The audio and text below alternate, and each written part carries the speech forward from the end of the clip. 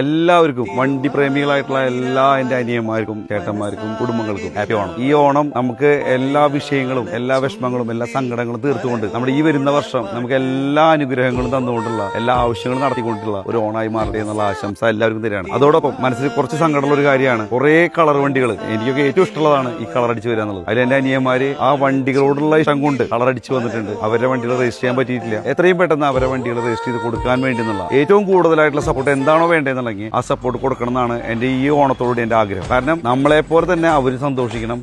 ഈ വണ്ടികൾ വന്ന് രജിസ്റ്റർ ചെയ്യാൻ പറ്റാണ്ട് വരുമ്പോഴുള്ള ഒരു ബുദ്ധിമുട്ട് എന്താണെന്നുള്ളത് കൃത്യമായിട്ട് അറിയുന്ന ഒരാളാണ് ഞാൻ.